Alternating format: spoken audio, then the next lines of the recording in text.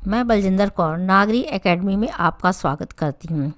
आज हम सांवले सपनों की याद पाठ का विश्लेषण करेंगे तथा प्रश्न अभ्यास देखेंगे। सांवले सपनों की पाठ के लेखक जाबिर हुसैन के बारे में उनका परिचय थोड़ा सा जानेंगे। जाबिर हुसैन का जन्म सन 1945 में गांव नौनही, राजगीर, जिला नालंदा, बिहार में हुआ था। अंग्रेजी भाषा और साहित्य के वे प्राध्यापक रहे हैं। 1977 में 1977 जिसे लिखा गया है में बिहार विधानसभा के सदस्य निर्वाचित हुए तथा वे एक मंत्री थे। सन 1995 में विधान परिषद के वे सभापति रहे। जाबिर हुसैन हिंदी, उर्दू, अंग्रेजी तीनों भाषाओं में समान लेखन का कार्य करते थे, यानी लिखते थे। उनकी हिंदी रचनाओं में जो आगे है, डोला बीबी का मज़ार, अतीत का चेहरा, लोंगा, एक नदी रेत भरी मुख्य रचनाएं हैं।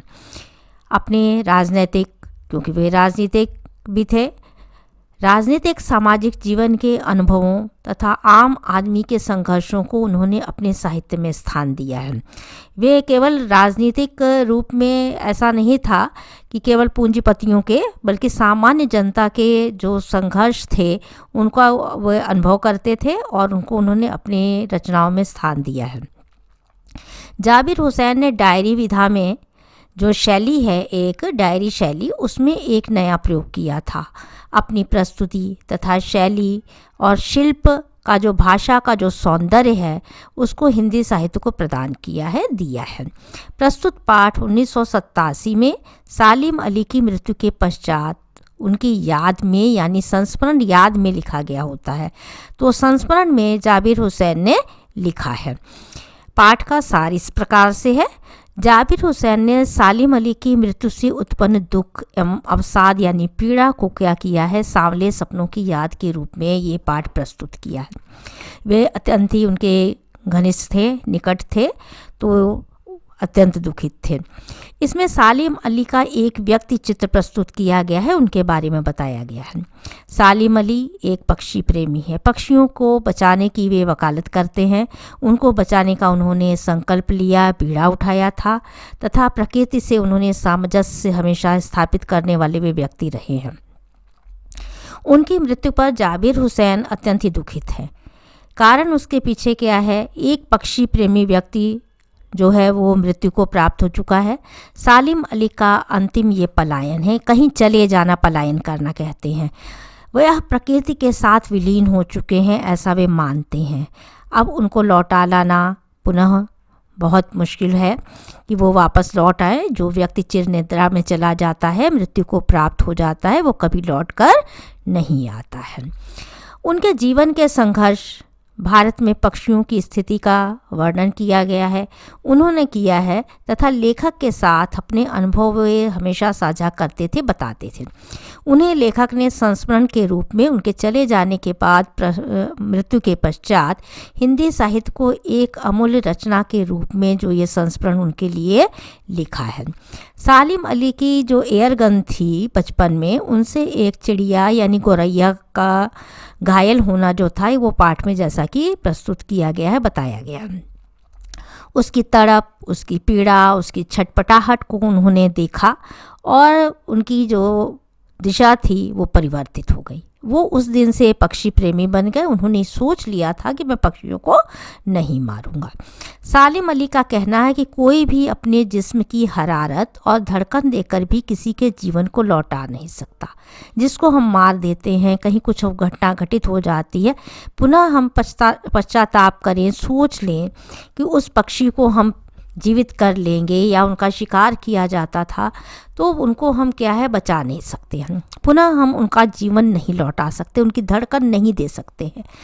तो शिकार किए जाते थे। कभी भी सपनों के गीत वे पक्षी दोबारा नहीं गा सकते हैं। उनका कलरव, उनकी आवाज़ हम जो है वो नहीं सुन सकते हैं। वे कहते हैं कि मुझे नहीं लगता कि कोई सोए पक्षी को जगाना चाहेगा अगर वो मृत्यु को प्राप्त हो चुका है।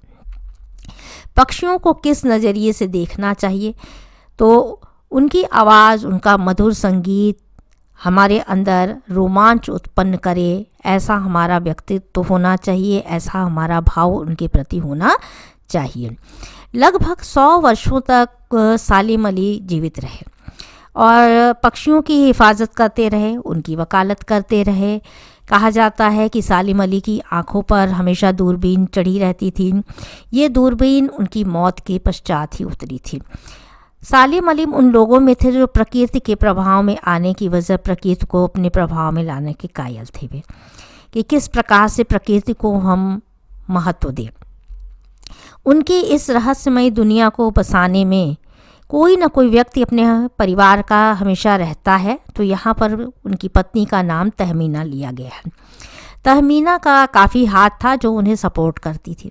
तहमीना स्कूल के दिनों से उनकी सहपाठी कहा जाता है, साथ में पढ़ने वाली, तो उनके साथ में ही पढ़ती थी और वो उन्हें बहुत अच्छे से जानती थी। सालिम अली अपने रोमांचकारी जीवन के लिए सारे अनुभव लेकर के साइलेंट वैली को गर्म रेगिस्तानी हवा के झोंकों से बचाना चाहते थे और वे चाहते थे कि पक्षियों को किस तरीके से बचाया जाए, क्योंकि पक्षियों की संख्या आज से नहीं, बहुत पहले से ही हमारे भारतवर्ष में उनका शिकार किया जा रहा था। पशु पक्षी इस तरह से मारे जाते थे, तो वो बचाना चाहते थे। तो ये केरल में साइलेंट वैली है जिसके बारे में जिक्र किया जा रहा है। तो कह रहे ये गर्म हवा के झोंकों की तरह से है, उन्हें नष्ट करने वाली है, तो बहुत चिंतित थे। तो वे चौधरी चरण सिंह से मिलने के लिए गए थे। चौधरी साहब कैसे हैं? वो किसान नेता थे। वे गांव की मिट्टी पर पड़ने वाली पानी की जो पहली बूंद है जिसका असर को जानने वाले हैं, कि पानी की वर्षा की जो बूंदें हैं वो कितनी महत्वपूर्ण है कृषि के लिए, मिट्टी के उपजाऊपन के लिए। वह पर्यावरण से संबंधित खतरों का जिक्र उन्होंने चौधरी चरण सिंह के सामने किया था, जिससे उनकी आंखें क्या हो गई थी, आंसुओं से भर गई थी, नम हो गई थी। चौधरी साहब आज भी आप देख रहे हैं कि चौधरी चरण सिंह और सालिम अली जो है वो दोनों ही अब हमारे बीच में नहीं हैं। पक्षियों की वकालत करने वाला अब कौन बचा है, ऐसा प्रश्न जो है लेखक ने उठाने का प्रयास किया है। सालिम अली ने अपनी आत्मकथा का नाम रखा था फॉल ऑफ स्पैरो। लेखक कहते हैं, मुझे याद आ गया कि D.H. लॉरेंस की मौत के बाद भी जो एक और छोटी सी स्टोरी कहानी दी गई है, उसमें जिक्र किया गया है फ्रीडा का और लॉरेंस का भी। तो फ्रीडा और लॉरेंस की भी जो स्टोरी कहानी इसमें है वो भी यही बताती है, पक्षियों के साथ प्रेम के लिए। तो फ्रीडा जो है वो लॉरेंस की मृत्यु के पश्चात जब उससे पूछा गया था तो अपने पति के बारे में वो बताए, तो फ्रीडा क्या कहती है कि वो कहती है कि मैं मुझसे ज़्यादा छत पर बैठी हुई जो गौरैया है, चिड़िया है, वो लॉरेंस के बारे में बहुत सारी बातें जानती है। तो वो पक्षी प्रेमी थे, छत पे घंटों जाकर के बैठा करते थे, उन्हें सुकून मिलता था और ऐसा लगता था कि वो आपस में उस चिड़िया के साथ बातचीत करते हों। तो लॉरेंस की मृत्यु हो गई और लोग बहुत से लेखक, बहुत से लोग उनसे बातचीत करने के लिए पहुँचे थे।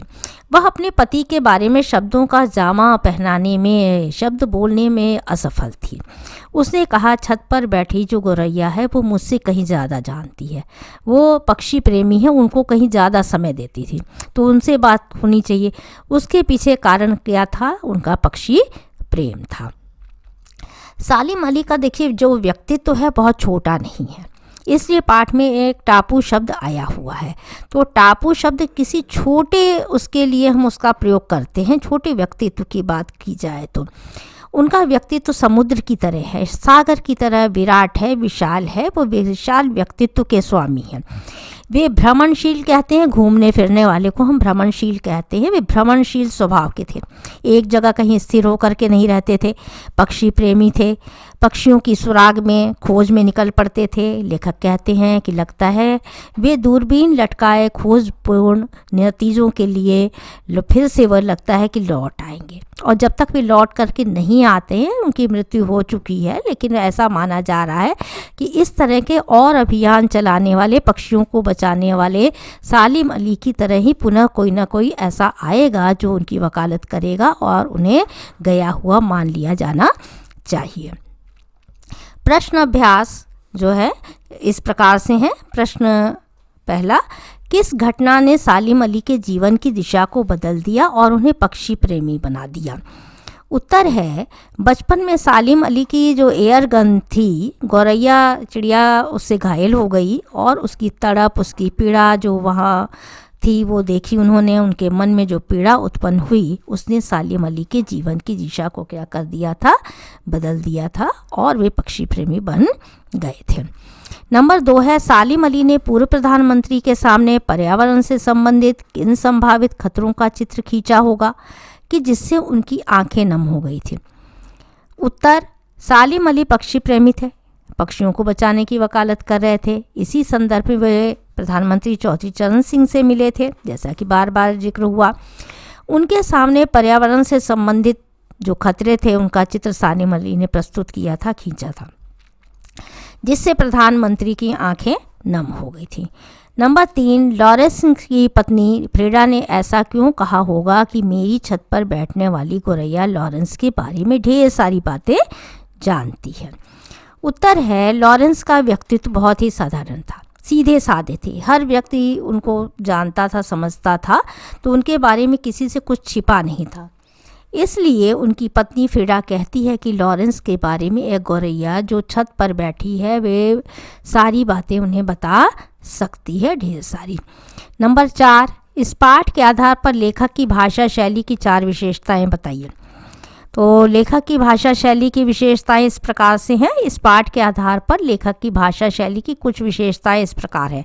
लेखक ने मिश्रित भाषा का प्रयोग किया है, यानी उर्दू तथा खड़ी बोली हिंदी जिसे हम कहते हैं कि शब्दावली के साथ साथ संस्कृत के भी शब्द हैं। गंगा जमुनी संस्कृति यानी उर्दू और हिंदी का समावेश जिसे आप कहते हैं, सुंदर प्रयोग किया गया है।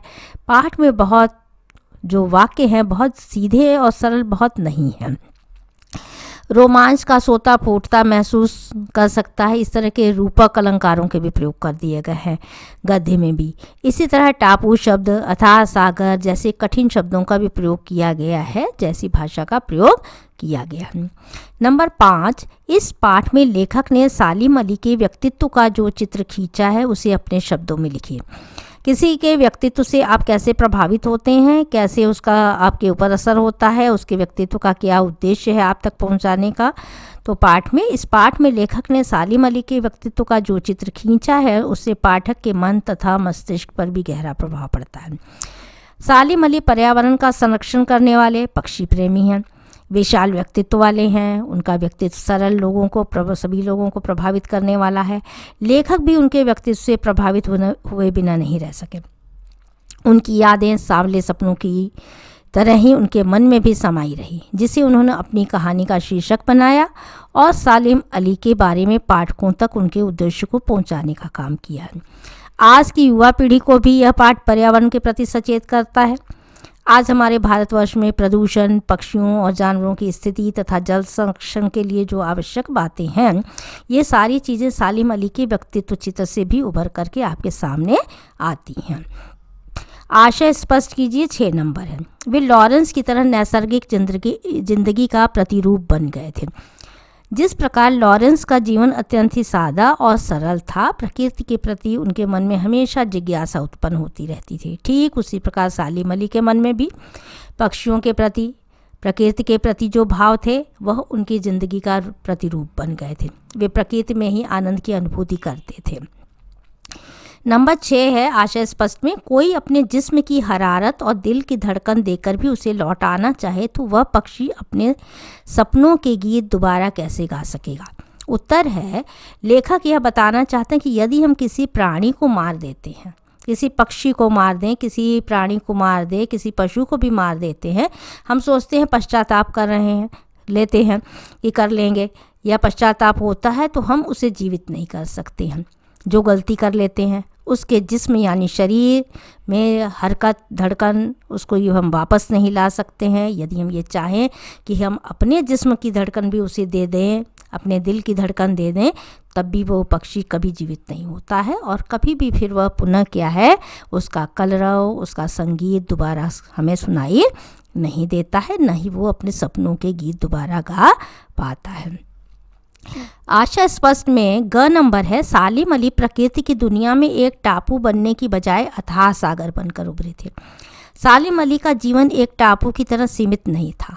टापू शब्द देखिए सीमित, छोटे उसके लिए, सीमा के लिए उसका सूचक है, परंतु सालिम अली बंधन मुक्त थे, स्वतंत्र थे। उनकी खोज की कोई सीमा नहीं थी। उनका व्यक्तित्व अत्यंत ही विशाल है, सागर की तरह गहरा है, जो आपको जो है अपना उद्देश्य की पूर्ति करता है और उनका व्यक्तित्व आपको प्रभावित करता है।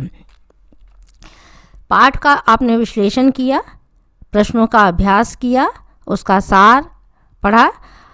चैनल को सब्सक्राइब करें, लाइक करें तथा अपना जो है उसमें कमेंट लिखते रहें।